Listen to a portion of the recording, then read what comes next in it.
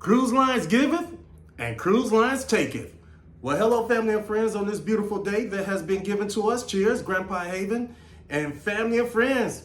In the next few weeks here, it's coming. Carnival Cruise Line is changing its loyalty program to a spending-based rewards program. And people are... Oh, excuse me. I forgot this is a family show. Well, family and friends, I came across this town hall meeting held last year by Carnival Cruise Line, and I'm going to play a little clip for you. Now, why did we do this? Between 2012 and 2025, we've sailed 65 million guests. And when we looked at the ships that we have coming, and you all know we've got 2 more Excel ships coming, we've got 3 Ace ships coming, it's just not sustainable. And so while we recognize and we knew this change and this announcement was going to be difficult, the lifetime status benefits just can't be delivered.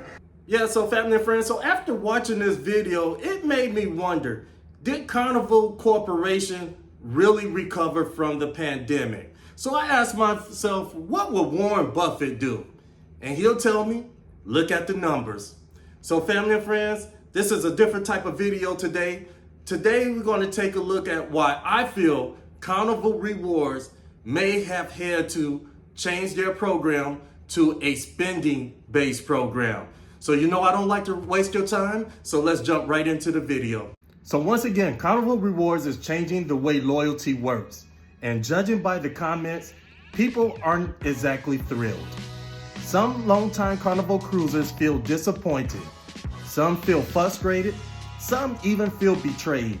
And honestly, I understand why. For many people, the VIFP Club wasn't just a loyalty program. It represented years of vacations, family reunions, birthdays, anniversaries. Watching your status grow from blue to red to gold to platinum and eventually diamond. That wasn't something Carnival simply gave you. It was something you earned. Now, I've only been cruising Carnival for relatively a short time, so I'm certainly not here to tell lifelong Carnival cruisers how they should feel.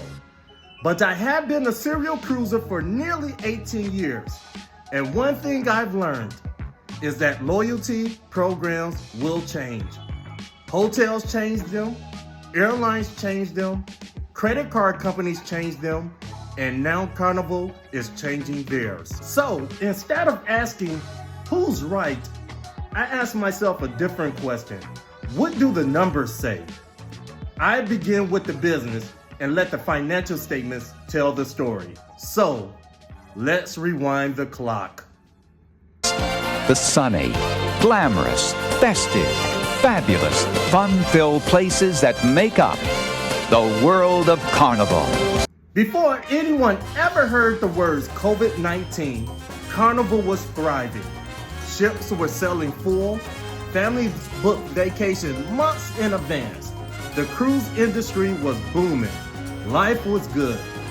Carnival built one of the most recognized loyalty programs in cruising. The more days you sailed, the more recognition you earned. And it wasn't about how much money you spent, it was about loyalty. While we were making memories, Carnival was building a remarkably successful business. Then I started reading Carnival annual reports. The financial statements told a much bigger story. Every year, guests spent more money after they stepped on board. Drink packages, specialty dining, Wi-Fi, shore excursions, the casino, spa services, photos, those were just vacation extras. They have become one of Carnival's biggest sources of revenue. By 2019, onboard spending alone generated nearly $6.7 billion. Think about that, almost $7 billion after guests had already boarded the ship. If I were sitting in Carnival's executive boardroom, life probably felt pretty good. Revenue was climbing, onboard spending was climbing, the business model was working. The future looked incredibly bright. And then Has canceled voyages on 8 ships. Some of those cruises are as far out as April. The cruise ship industry is dealing with a COVID mess once again. A handful of cruise ships based out of Florida. Almost overnight, everything stopped. Ships stopped sailing, ports closed, vacations disappeared, passengers disappeared, and so did billions of dollars in revenue. Remember that onboard spending we were talking about? It vanished overnight. No drink packages, no casinos, no specialty restaurants, no excursions, no passengers. The expenses stopped.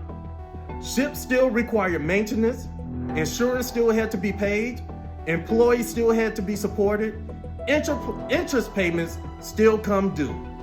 New ships already under construction still have to be completed. Then I realized something else. This wasn't just Carnival Cruise Line, this was Carnival Corporation, a global company responsible for multiple cruise brands around the world. Princess, Holland America, Costa, Cunard, Seabourn, P&O, and Ada. The company borrowed billions of dollars simply to survive. Some emergency loans carry interest rates above 11%. By the time cruising returned, Carnival had accumulated significantly more debt than before the pandemic. The company did survive, but the balance sheet looked completely different. Now, eventually people came back, ships filled again, and at first glance, it looked like Carnival had completely recovered. When I kept reading the financial statements, I found another story. Before COVID, Carnival Corporation carried roughly about $11.5 billion in debt. Today, even after paying billions back, the company still carries more debt than it did before the pandemic. Passengers returned, revenue returned, but debt simply did not disappear because the business model improves. Then I looked at the future. Modern cruise ships now cost well over $1 billion to build. Carnival continues investing in new ships, private destinations like Celebration Key, technology, fuel, food, labor, everything costs more. At that point, I stopped asking, why did Carnival change its loyalty program? Instead, I started asking, if I was responsible for protecting this company for the next 20 years, what decisions would I have made?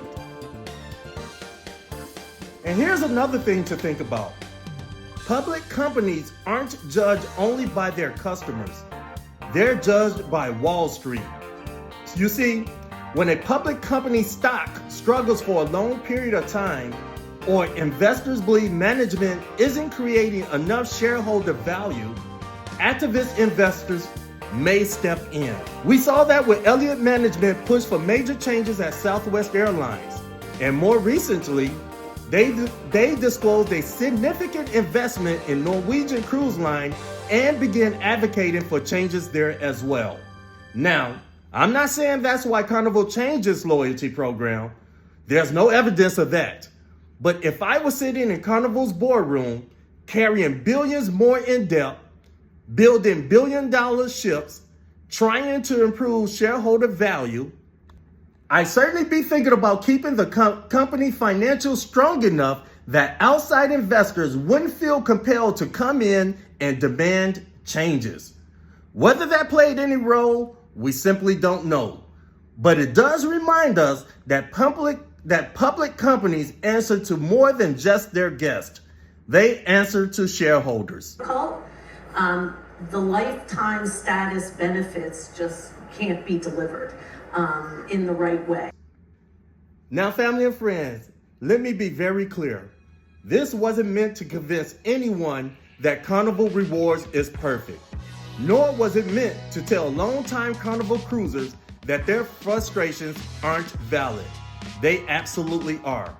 My goal was simply to understand the business behind the decision.